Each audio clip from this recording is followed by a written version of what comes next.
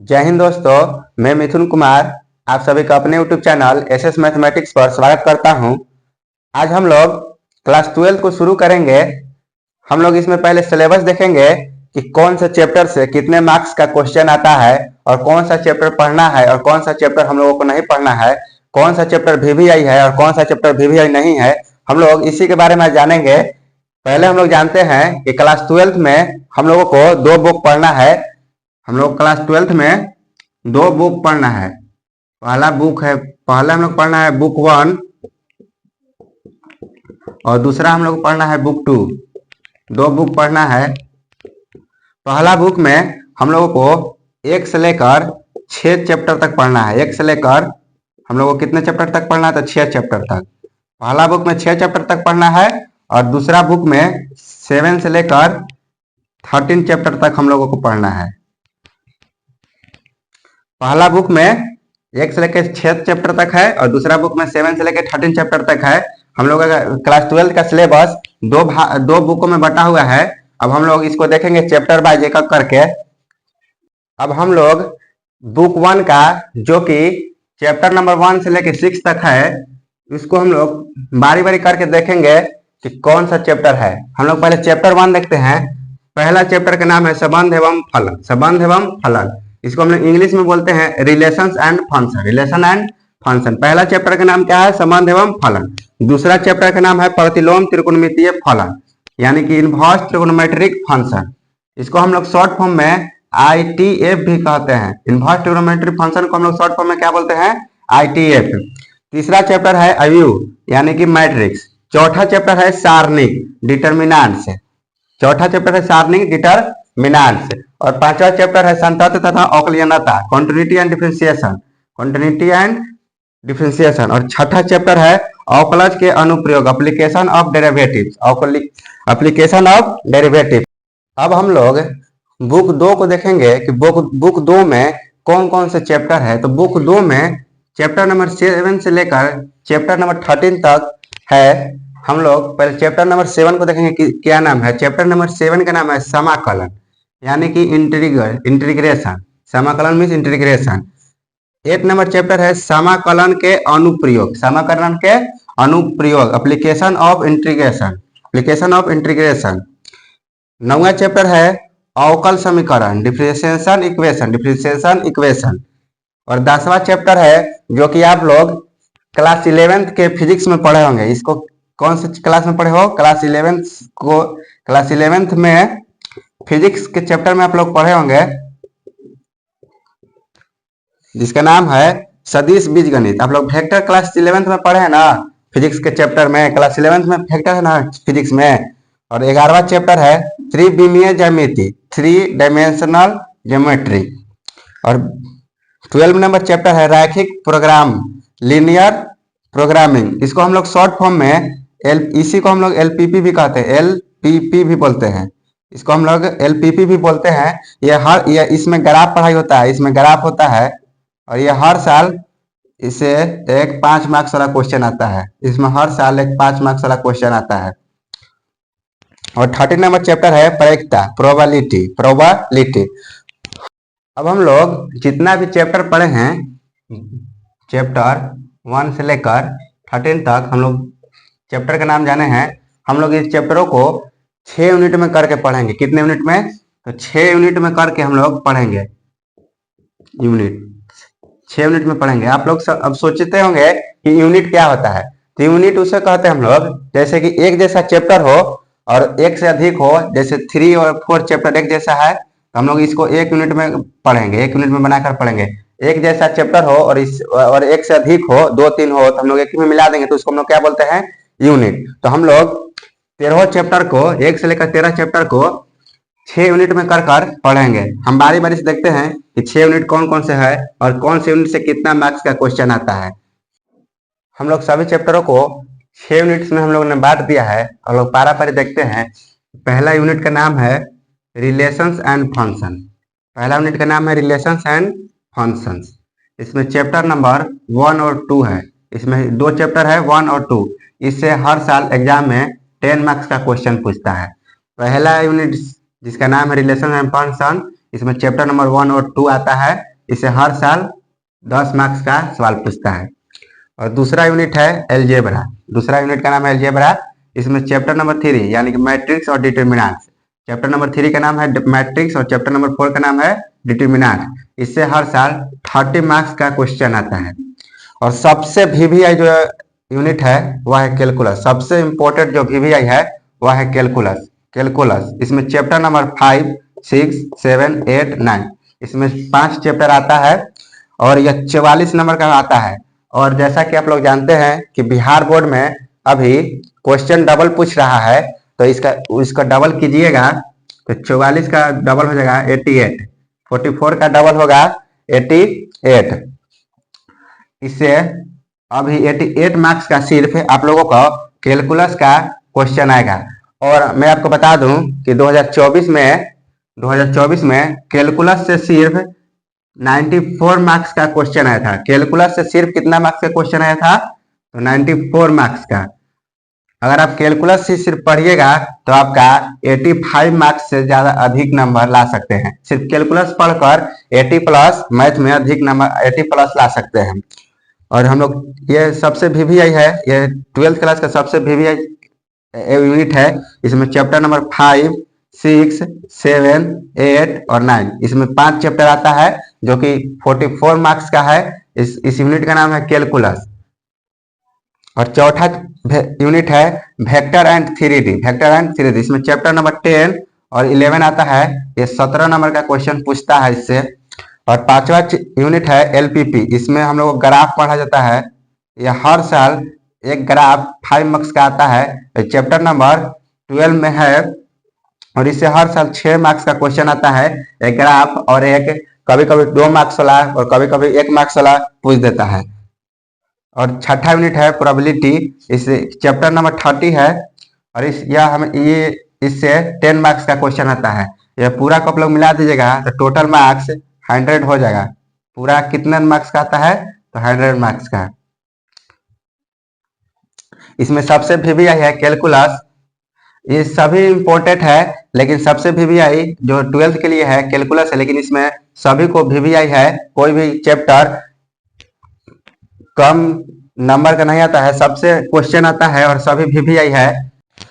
हम लोग पहले यूनिट 1 का दूसरा चैप्टर पढ़ेंगे जिसका नाम है इनवर्स ट्रिग्नोमेट्रिक फंक्शन, प्रतिलोम त्रिकोणमितीय फलन। इसको हम लोग शॉर्ट फॉर्म में ITF भी बोलते हैं। हम लोग इसी को पहले स्टार्ट करेंगे क्योंकि यह वीवीआई है। यह इससे भी हर साल लगभग पिछले साल का अगर है तो पिछले साल से 18 से 19 मार्क्स का क्वेश्चन 2024 में आया हुआ है। सिर्फ 18 से 19 मार्क्स का क्वेश्चन ITF से आया हुआ है। तो हम लोग इसको ही पहले पढ़ेंगे क्योंकि इसके बिना ये सब चैप्टर पढ़ना थोड़ा सा मुश्किल हो सकता है। हम लोग पहले चैप्टर नंबर 2 को पढ़ेंगे जिसका नाम है प्रतिलोम त्रिकोणमितीय फलन। चैप्टर नंबर 2 का नाम है प्रतिलोम त्रिकोणमितीय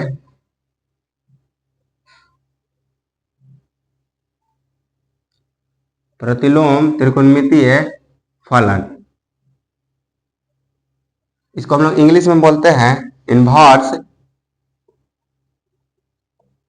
ट्रिग्नोमेट्रिक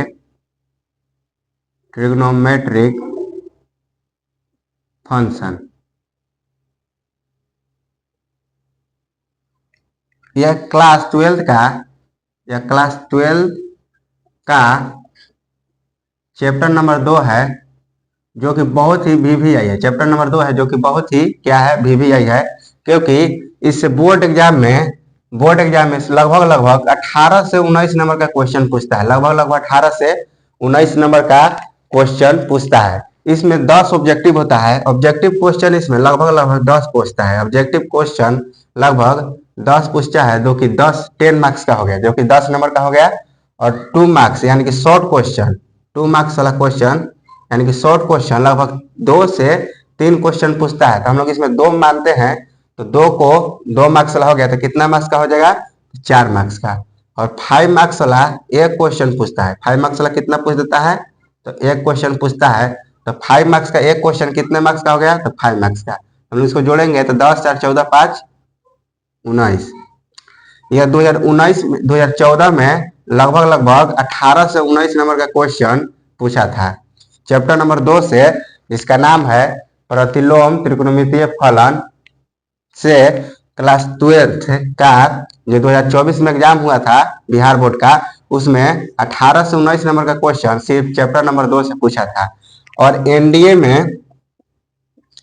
एनडीए में इससे 3 से 4 क्वेश्चन आता है, 3 से 4 क्वेश्चन हर बार आता है। और एयरफोर्स नेवी में भी इससे एक क्वेश्चन हर बार आता है। तो हमारे लिए यह चैप्टर बहुत ही वीवीआई है, इसको पढ़ना बहुत ही जरूरी है। तो हम लोग इस चैप्टर को स्टार्ट करते हैं। इस चैप्टर को स्टार्ट करने से पहले आप लोग क्लास 10th और 11th में पढ़े होंगे ट्रिग्नोमेट्रिक फंक्शन, यानी कि त्रिकोणमितीय फलन। क्लास 11th में आप लोग पढ़े होंगे ट्रिग्नोमेट्रिक फंक्शन, यानी कि त्रिकोणमितीय फलन, ट्रिग्नोमेट्रिक फंक्शन। आप लोग बताइए कि ट्रिग्नोमेट्रिक फंक्शन कौन कौन होता है। तो sine theta,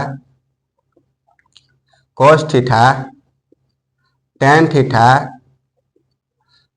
cosec theta, sec theta, cot theta, ये सब क्या है? तो ट्रिग्नोमेट्रिक फंक्शन। ये सब क्या है? तो ट्रिग्नोमेट्रिक फंक्शन है। आप लोग क्लास 11th में पढ़े होंगे ट्रिग्नोमेट्रिक फंक्शन 6 होता है, sine theta, cos theta, tan theta, cosec theta, sec theta, cot theta. इसी तरह हम लोग इनवर्स के बारे में जानते हैं कि इनवर्स क्या होता है। तो इनवर्स का मतलब होता है उल्टा कर देना। इनवर्स का मतलब होता है उल्टा कर देना। इनवर्स का मतलब उल्टा कर देना। आप किसी भी चीज को उल्टा कर दीजिएगा तो उसको क्या बोलेंगे? इनवर्स। यानी कि पलट दीजिएगा तो क्या हो जाएगा? इनवर्स। मान लीजिए कि एक खटिया है, यानी कि चरपाई है। खटिया मतलब चरपाई। ये क्या है? चरपाई है। हम लोग इस खटिया को क्या कर देते हैं? पलट दे रहे हैं। क्या कर दे रहे हैं? उल्टा कर दे रहे हैं। तो क्या हो जाएगा? इनवर्स हो जाएगा। इसको हम खटिया को क्या कर देंगे? उल्टा कर देंगे। सॉरी, इस खटिया को हम लोग क्या पलट दिए, कर दिए? उल्टा कर दिए। तो क्या हो गया? खटिया उल्टा हो गया। पलट दिए तो ये क्या हो गया? उल्टा हो गया। तो इसको हम लोग क्या बोलेंगे? इनवर्स। और इस खटिया को हम लोग अब साइन को रख देते हैं। साइन को, यानी कि हम लोग साइन को क्या कर रहे हैं? बैठा दे रहे हैं। तो हम लोग खटिया को जब उल्टा करेंगे तो साइन कहाँ आ जाएगा? तो नीचे आ जाएगा। साइन कहाँ आ जाएगा? नीचे। और ऊपर में क्या हो जाएगा? एक। ऊपर में क्या हो जाएगा? एक। तो 1/sin। साइन को हम लोग खटिया पर बैठा दिए और हम लोग खटिया को पलट दिए हैं। खटिया को क्या कर दिए? इनवर्स कर दिए, यानी कि उल्टा कर दिए। तो साइन जो बैठा था ऊपर में वो कहाँ पर आ जाएगा? तो नीचे में। ऊपर में क्या हो जाएगा? एक। ऊपर में क्या हो जाएगा? एक। तो आप लोग पिछले कक्षा में पढ़े होंगे कि 1/x बराबर होता है x इनवर्स। 1/x क्या होता है? तो x इनवर्स होता है। तो इसी तरह हम लोग 1/sin को क्या लिख सकते हैं? 1/sin को क्या लिख सकते हैं? 1/sin को क्या लिख सकते हैं? Sine inverse. 1/sin को क्या लिख सकते हैं? Sine inverse. अब इसमें हम लोग अपने से थीटा लिख रहे हैं। एक कोई नियतांक लिख रहे हैं जो क्या है? थीटा। क्या है? थीटा। तो साइन इनवर्स थीटा क्या हो गया? यह प्रतिलोम त्रिकोणमितीय फलन, यानी कि क्या हो गया? इनवर्स हो गया। प्रतिलोम त्रिकोणमितीय फलन यानी कि क्या हो गया? इनवर्स हो गया। 1/sin मतलब क्या होता है यहाँ पर? Sine inverse. हम लोग साइन थीटा को क्या करेंगे? पलट देंगे। साइन थीटा को क्या कर देंगे? उल्टा कर देंगे, यानी कि इनवर्स कर देंगे। तो क्या हो जाएगा? Sign inverse theta. इसी तरह हम लोग कोस को भी क्या करेंगे? उल्टा कर देंगे। तो क्या हो जाएगा? कोस इनवर्स थीटा। इसी तरह हम लोग टेन को भी पलट देंगे तो क्या हो जाएगा?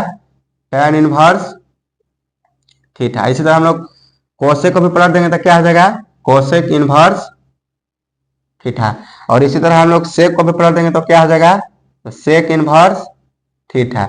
इसी तरह हम लोग कोट को भी खटिया पर रख के उल्टा कर देंगे तो क्या हो जाएगा? Coat inverse theta. तो ये सब क्या है? सॉरी, इसको हम लोग यहाँ लिख दे रहे हैं। इनवर्स का मतलब होता है उल्टा कर देना।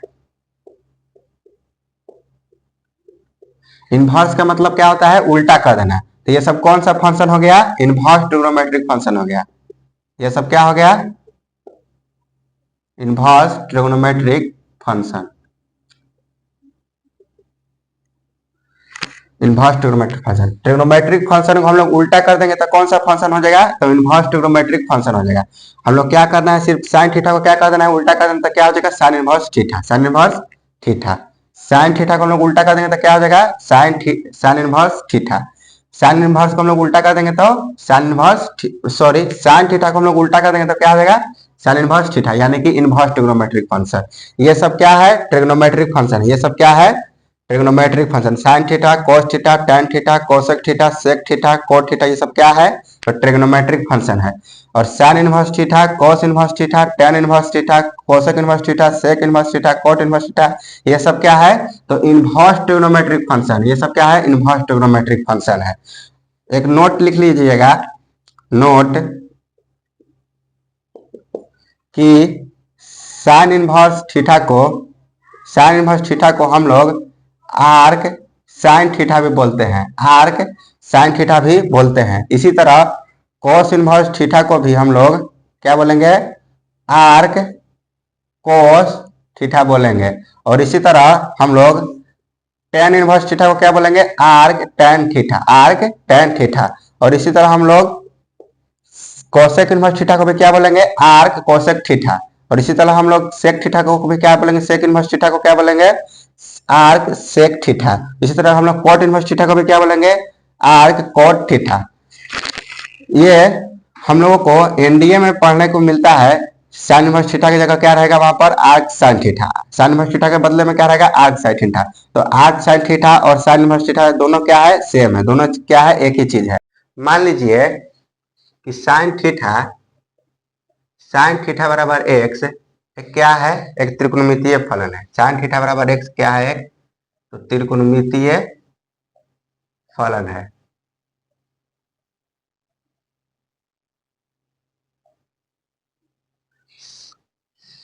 साइन थीटा बराबर एक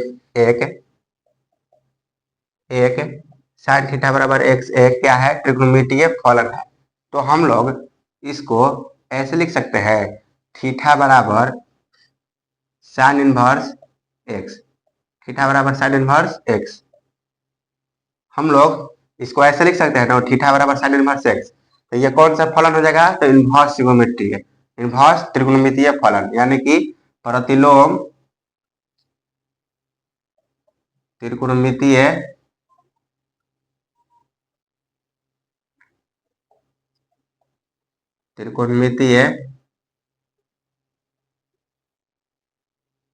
फलन। इसी तरह हम लोग कोस थीटा बराबर एक्स लिख सकते हैं। तो कोस थीटा बराबर क्या है, कोस थीटा बराबर एक्स क्या है, तो त्रिकोणमितीय फलन है। तो हम लोग इसको ऐसे भी तो लिख सकते हैं, थीटा बराबर कोस इनवर्स एक्स, थीटा बराबर क्या लिख सकते हैं, कोस इनवर्स एक्स। इसी तरह हम लोग टेन थीटा बराबर एक्स लिख सकते हैं। तो हम लोग इसको ऐसे भी लिख सकते हैं, थीटा बराबर tan inverse x, tan inverse x.